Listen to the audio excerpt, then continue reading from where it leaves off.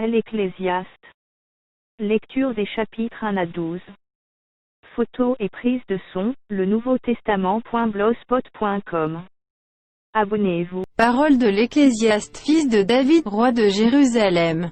Vanité des vanités, dit l'Ecclésiaste, vanité des vanités, tout est vanité. Quel avantage revient-il à l'homme de toute la peine qu'il se donne sous le soleil? Une génération s'en va, une autre vient, et la terre subsiste toujours. Le soleil se lève, le soleil se couche, il soupire après le lieu d'où il se lève de nouveau. Le vent se dirige vers le midi, tourne vers le nord, puis il tourne encore, et reprend les mêmes circuits. Tous les fleuves vont à la mer, et la mer n'est point remplie, ils continuent à aller vers le lieu où ils se dirigent. Toutes choses sont en travail au-delà de ce qu'on peut dire, l'œil ne se rassasie pas de voir, et l'oreille ne se lasse pas d'entendre. Ce qui a été, c'est ce qui sera, et ce qui s'est fait, c'est ce qui se fera, il n'y a rien de nouveau sous le soleil. S'il est une chose dont on dise, vois ceci, c'est nouveau. Cette chose existait déjà dans les siècles qui nous ont précédés. On ne se souvient pas de ce qui est ancien, et ce qui arrivera dans la suite ne laissera pas de souvenir chez ceux qui vivront plus tard. Moi, l'Ecclésiaste, j'ai été roi d'Israël à Jérusalem. J'ai appliqué mon cœur à rechercher et à sonder par la sagesse tout ce qui se fait sous les cieux, c'est là une occupation pénible, à laquelle Dieu soumet les fils de l'homme. J'ai vu tout ce qui se fait sous le soleil, et voici, tout est vanité et poursuite du vent. Ce qui est courbé ne peut se redresser, et ce qui manque ne peut être compté. J'ai dit en mon cœur, voici, j'ai grandi et surpassé en sagesse tous ceux qui ont dominé avant moi sur Jérusalem, et mon cœur a vu beaucoup de sagesse et de science. J'ai appliqué mon cœur à connaître la sagesse, et à connaître la sottise et la folie, j'ai compris que cela aussi c'est la poursuite du vent. Car avec beaucoup de sagesse on a beaucoup de chagrin, et celui qui augmente sa science augmente sa douleur. J'ai dit en mon cœur, allons, je t'éprouverai par la joie, et tu goûteras le bonheur. Et voici, c'est encore là une vanité. J'ai dit du rire, insensé, et de la joie, à quoi sert-elle? Je résolus en mon cœur de livrer ma chair au vin, tandis que mon cœur me conduirait avec sagesse, et de m'attacher à la folie jusqu'à ce que je visse ce qu'il est bon pour les fils de l'homme de faire sous les cieux pendant le nombre des jours de leur vie. J'exécutais de grands ouvrages, je me bâtis des maisons, je me plantais des vignes. Je me fis des jardins et des vergers, et j'y plantais des arbres à fruits de toute espèce. Je me créais des étangs pour arroser la forêt où croissaient les arbres. J'achetai des serviteurs et des servantes, et j'eus leurs enfants nés dans la maison, je possédais des troupeaux de bœufs et de brebis, plus que tous ceux qui étaient avant moi dans Jérusalem.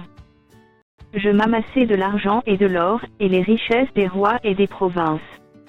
Je me procurai des chanteurs et des chanteuses, et les délices des fils de l'homme, des femmes en grand nombre. Je devins grand, plus grand que tout ce qui était avant moi dans Jérusalem. Et même ma sagesse demeura avec moi. Tout ce que mes yeux avaient désiré, je ne les en ai point privés, je n'ai refusé à mon cœur aucune joie, car mon cœur prenait plaisir à tout mon travail, et c'est la part qui m'en est revenue.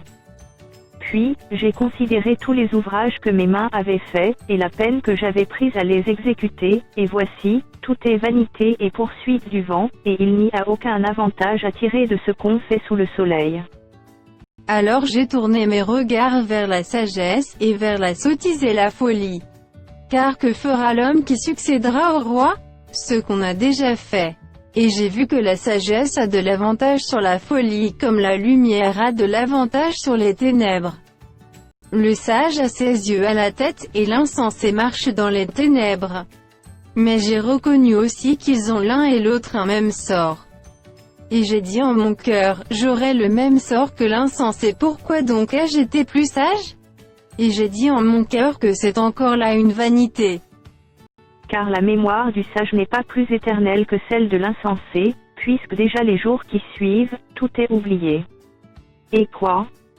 Le sage meurt aussi bien que l'insensé.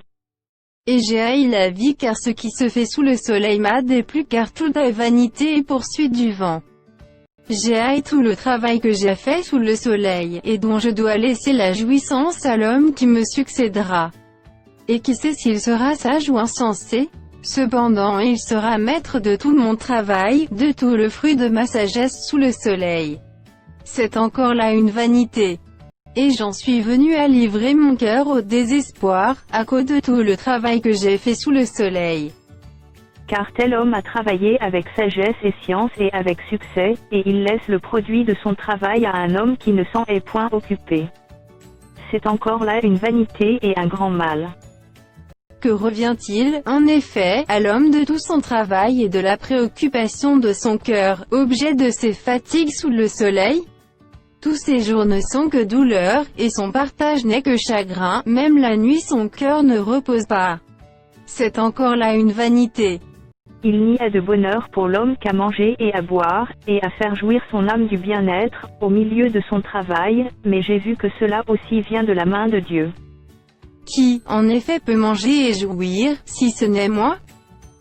Car il donne à l'homme qui lui est agréable la sagesse, la science et la joie, mais il donne aux pécheurs le soin de recueillir et d'amasser, afin de donner à celui qui est agréable à Dieu. C'est encore là une vanité et la poursuite du vent. Il y a un temps pour tout, un temps pour toutes choses sous les cieux. Un temps pour naître et un temps pour mourir, un temps pour planter et un temps pour arracher ce qui a été planté. Un temps pour tuer et un temps pour guérir, un temps pour abattre et un temps pour bâtir. Un temps pour pleurer et un temps pour rire, un temps pour se lamenter et un temps pour danser. Un temps pour lancer des pierres et un temps pour ramasser des pierres, un temps pour embrasser et un temps pour s'éloigner des embrassements. Un temps pour chercher et un temps pour perdre, un temps pour garder et un temps pour jeter. Un temps pour déchirer et un temps pour coudre, un temps pour se taire et un temps pour parler. Un temps pour aimer et un temps pour haïr, un temps pour la guerre et un temps pour la paix. Quel avantage celui qui travaille retire-t-il de sa peine? J'ai vu à quelle occupation Dieu soumet les fils de l'homme. Il fait toutes choses bonnes en son temps, même il a mis dans leur cœur la pensée de l'éternité, bien que l'homme ne puisse pas saisir l'œuvre que Dieu fait, du commencement jusqu'à la fin. J'ai reconnu qu'il n'y a de bonheur pour eux qu'à se réjouir et à se donner du bien-être pendant leur vie. Mais que, si un homme mange et boit et jouit du bien-être au milieu de tout son travail, c'est là un don de Dieu. J'ai reconnu que tout ce que Dieu fait durera toujours, qu'il n'y a rien à y ajouter et rien à en retrancher, et que Dieu agit ainsi afin qu'on le craigne. Ce qui est a déjà été, et ce qui sera a déjà été, et Dieu ramène ce qui est passé. J'ai encore vu, sous le soleil, qu'au lieu établi pour juger il y a de la méchanceté, et qu'au lieu établi pour la justice il y a de la méchanceté. J'ai dit en mon cœur, Dieu jugera le juste et le méchant, car il y a là un temps pour toute chose et pour toute œuvre. J'ai dit en mon cœur, au sujet des fils de l'homme, que Dieu les éprouverait, et qu'eux-mêmes verraient qu'ils ne sont que des bêtes. Car le sort des fils de l'homme et celui de la bête sont pour eux un même sort, comme meurt l'un, ainsi meurt l'autre, ils ont tous un même souffle, et la supériorité de l'homme sur la bête est nulle, car tout est vanité. Tout va dans un même lieu, tout a été fait de la poussière, et tout retourne à la poussière. Qui sait si le souffle des fils de l'homme monte en haut, et si le souffle de la bête descend en bas dans la terre? Et j'ai vu qu'il n'y a rien de mieux pour l'homme que de se réjouir de ses œuvres, c'est là sa part. Car qui le fera jouir de ce qui sera après lui? J'ai considéré ensuite toutes les oppressions qui se commettent sous le soleil, et voici, les opprimés sont dans les larmes, et personne qui les console. Ils sont en but à la violence de leurs oppresseurs, et personne qui les console. Et j'ai trouvé les morts qui sont déjà morts plus heureux que les vivants qui sont encore vivants. Et plus heureux que les uns et les autres celui qui n'a point encore existé et qui n'a pas vu les mauvaises actions qui se commettent sous le soleil. J'ai vu que tout travail et toute habileté dans le travail n'est que jalousie de l'homme à l'égard de son prochain. C'est encore là une vanité et la poursuite du vent. L'insensé se croise les mains, et mange sa propre chair. Mieux vaut une main pleine avec repos que les deux mains pleines avec travail et poursuite du vent. J'ai considéré une autre vanité sous le soleil. tel homme est seul et sans personne qui lui tienne de près, il n'a ni fils ni frère, et pourtant son travail n'a point de fin et ses yeux ne sont jamais rassasiés de richesse. Pour qui donc est-ce que je travaille, et que je prive mon âme de jouissance? C'est encore là une vanité et une chose mauvaise. Deux valent mieux qu'un, parce qu'ils retirent un bon salaire de leur travail. Car, s'il tombe, l'un relève son compagnon, mais malheur à celui qui est seul et qui tombe, sans avoir un second pour le relever. De même, si deux couchent ensemble, ils auront chaud, mais celui qui est seul comment aura-t-il chaud? Et si quelqu'un est plus fort qu'un seul, les deux peuvent lui résister, et la corde à trois fils ne se rompt pas facilement. Mieux vaut un enfant pauvre et sage qu'un roi vieux et insensé qui ne sait plus écouter les avis. Car il peut sortir de prison pour régner, et même être né pauvre dans son royaume. J'ai vu tous les vivants qui marchent sous le soleil entourer l'enfant qui devait succéder au roi et régner à sa place. Il n'y avait point de fin à tout ce peuple, à tous ceux à la tête desquels il était. Et toutefois, ceux qui viendront après ne se réjouiront pas à son sujet. Car c'est encore là une vanité et la poursuite du vent. Prends garde à ton pied, lorsque tu entres dans la maison de Dieu, approche-toi pour écouter plutôt que pour offrir le sacrifice des insensés, car ils ne savent pas qu'ils font mal.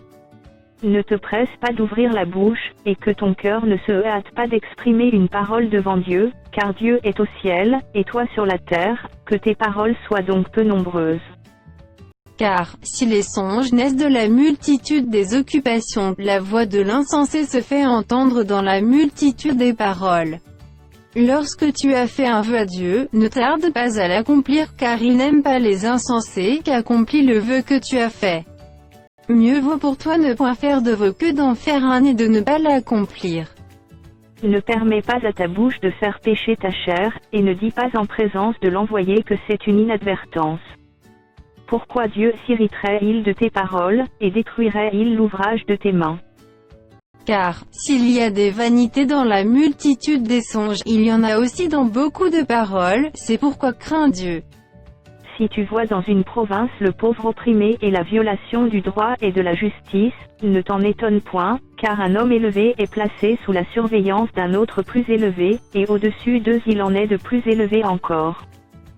Un avantage pour le pays à tous égards, c'est un roi honoré du pays.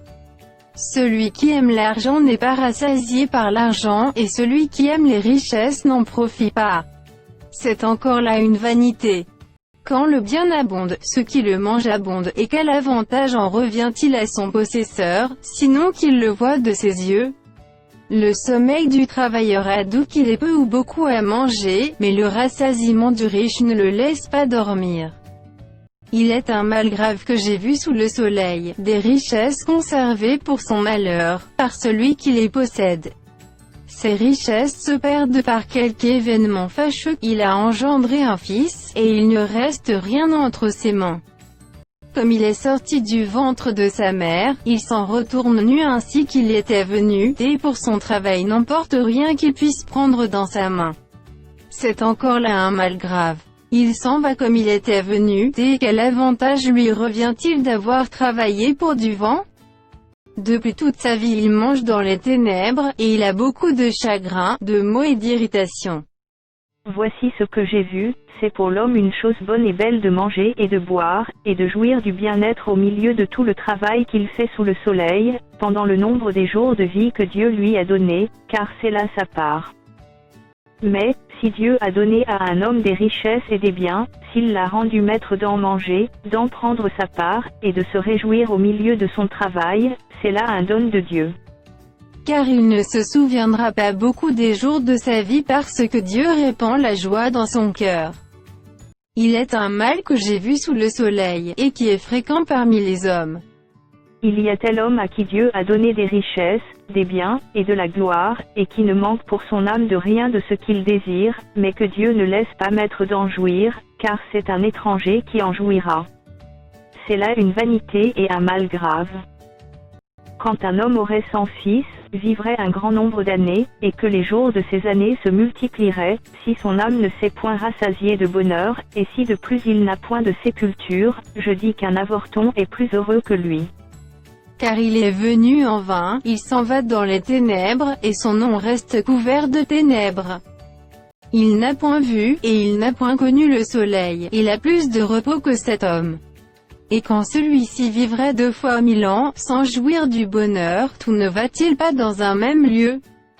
Tout le travail de l'homme est pour sa bouche, et cependant ses désirs ne sont jamais satisfaits.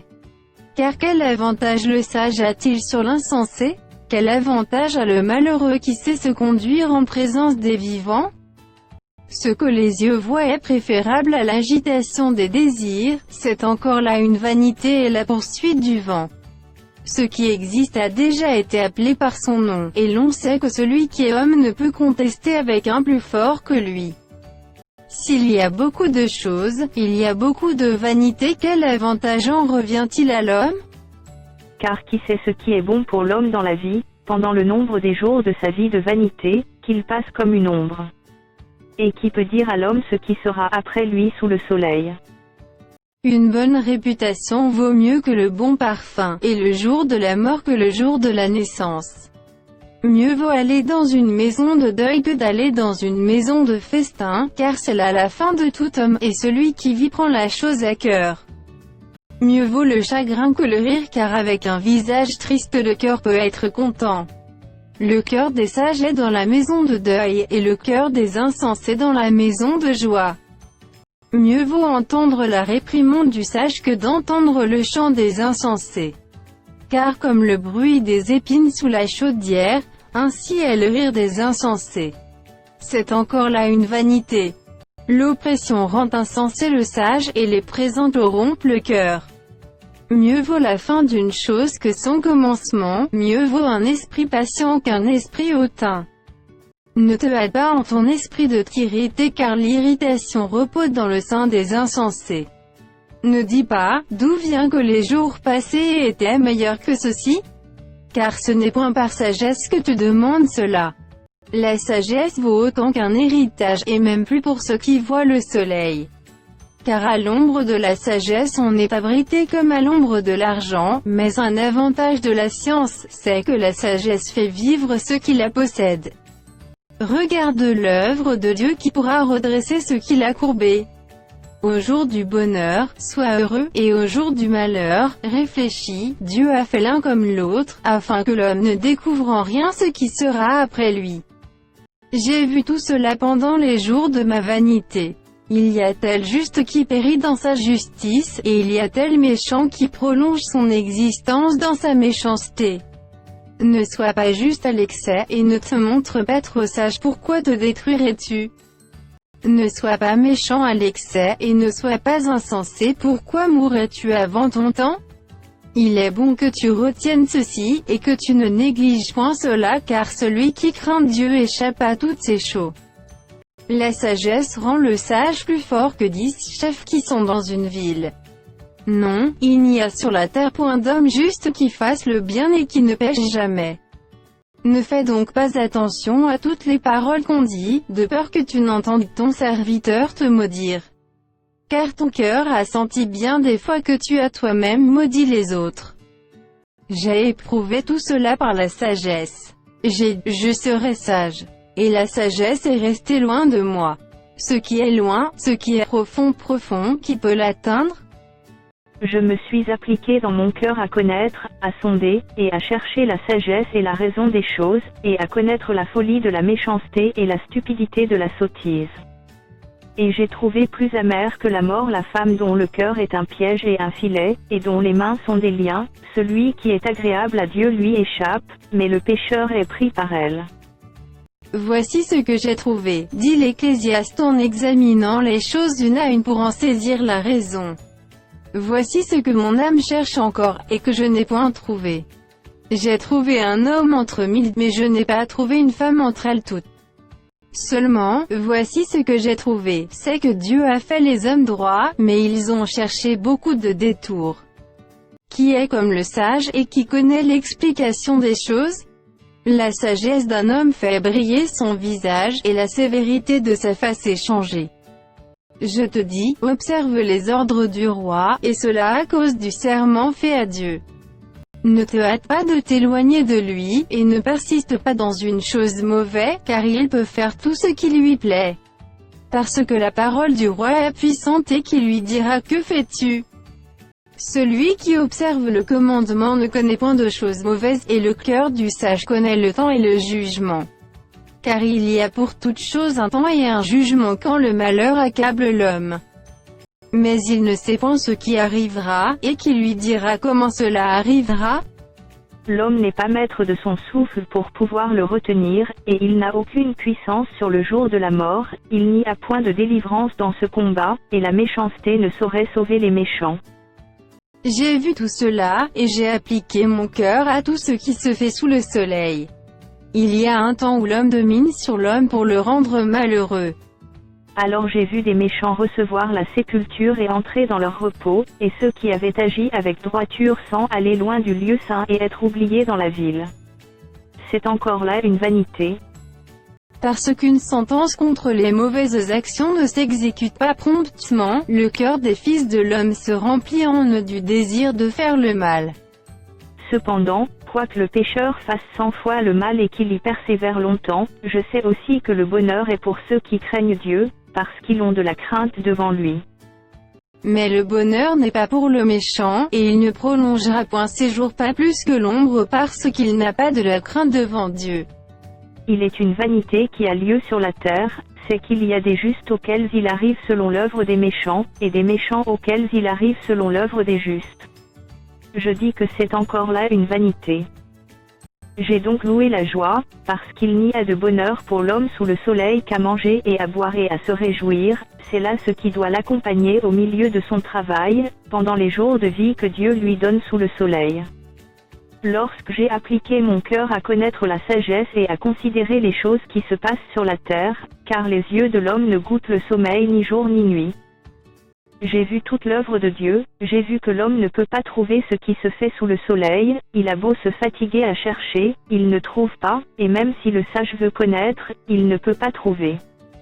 Oui, j'ai appliqué mon cœur à tout cela, j'ai fait de tout cela l'objet de mon examen, et j'ai vu que les justes et les sages, et leurs travaux, sont dans la main de Dieu, et l'amour aussi bien que la haine, les hommes ne savent rien, tout est devant eux.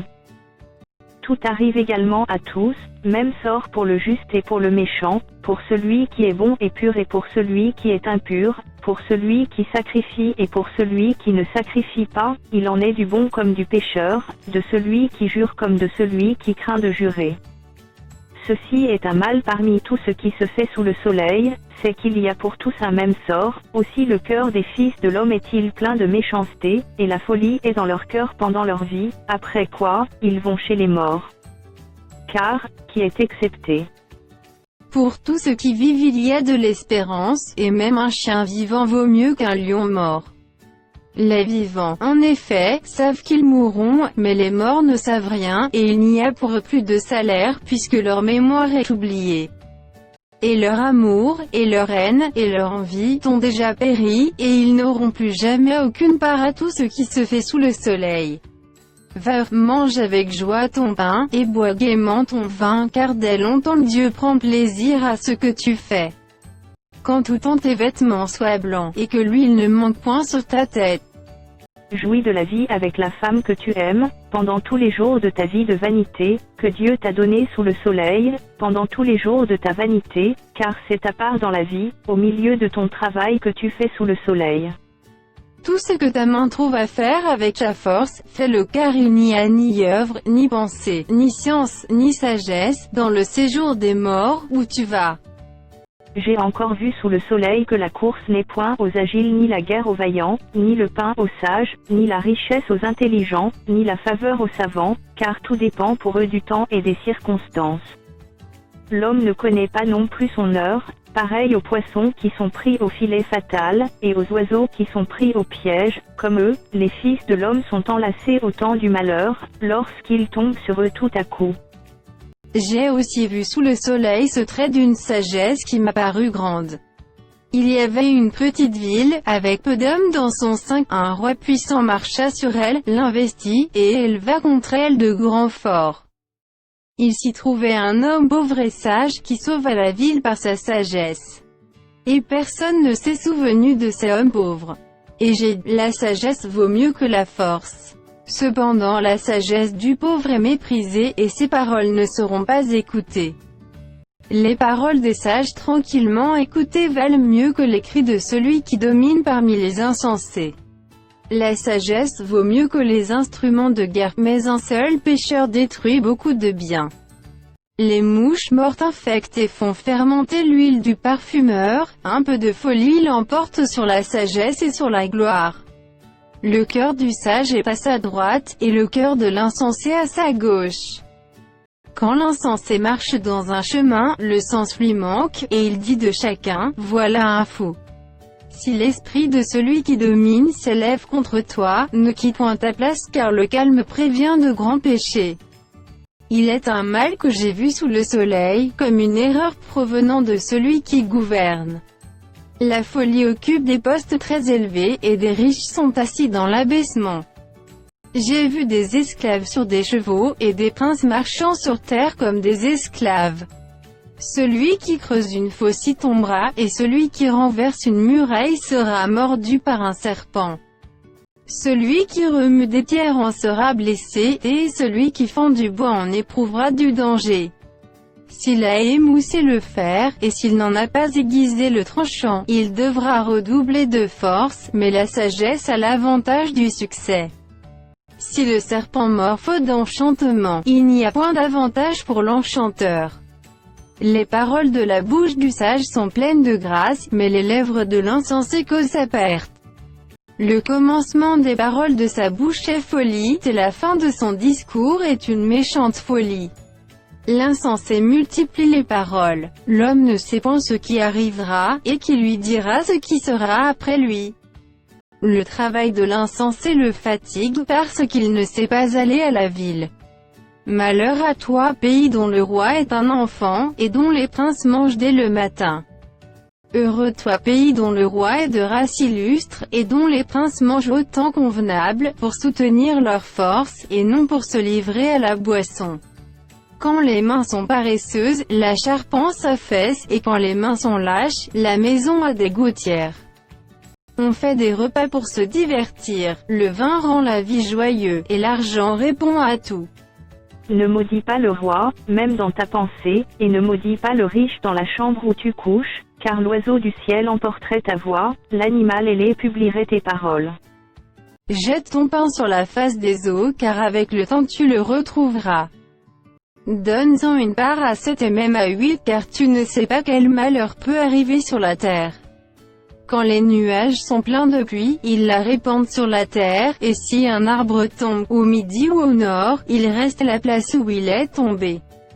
Celui qui observe le vent ne sèmera point, et celui qui regarde les nuages ne moissonnera point. Comme tu ne sais pas quel est le chemin du vent, ni comment se forment les os dans le ventre de la femme enceinte, tu ne connais pas non plus l'œuvre de Dieu qui fait tout. Dès le matin sème ta semence, et le soir ne laisse pas reposer ta main, car tu ne sais point ce qui réussira, ceci ou cela, ou si l'un et l'autre sont également bons. La lumière est douce, et il est agréable aux yeux de voir le soleil. Si donc un homme vit beaucoup d'années, qu'il se réjouisse pendant toutes ces années, et qu'il pense aux jours de ténèbres qui seront nombreux, tout ce qui arrivera est vanité. Jeune homme, réjouis-toi dans ta jeunesse, livre ton cœur à la joie pendant les jours de ta jeunesse, marche dans les voies de ton cœur et selon les regards de tes yeux, mais sache que pour tout cela Dieu t'appellera en jugement. Bannis de ton cœur le chagrin, et éloigne le mal de ton corps, car la jeunesse et l'horreur sont vanité. Mais souviens-toi de ton Créateur pendant les jours de ta jeunesse, avant que les jours mauvais arrivent et que les années s'approchent où tu te diras, je n'y prends point de plaisir. Avant que s'obscurcissent le soleil et la lumière, la lune et les étoiles, et que les nuages reviennent après la pluie. Temps où les gardiens de la maison tremblent, où les hommes forts se courbent, où celles qui moulent s'arrêtent parce qu'elles sont diminuées, où ceux qui regardent par les fenêtres sont obscurcis.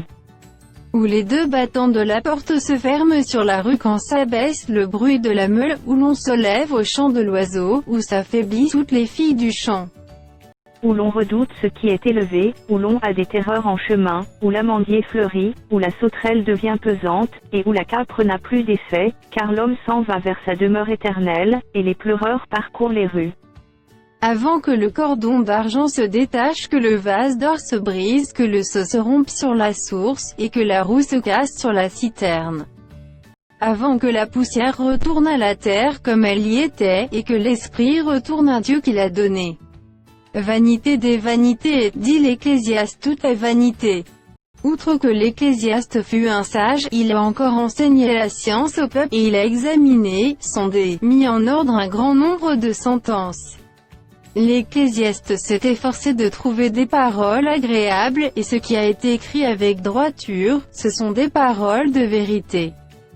Les paroles des sages sont comme des aiguillons, et, rassemblées en un recueil, elles sont comme des clous plantés, donnés par un seul maître. Du reste, mon fils, tire instruction de ces choses, on ne finirait pas, si l'on voulait faire un grand nombre de livres, et beaucoup d'études est une fatigue pour le corps. Écoutons la fin du discours, crains Dieu et observe ses commandements. C'est là ce que doit faire tout homme. Car Dieu amènera toute œuvre en jugement, au sujet de tout ce qui est caché, soit bien, soit mal.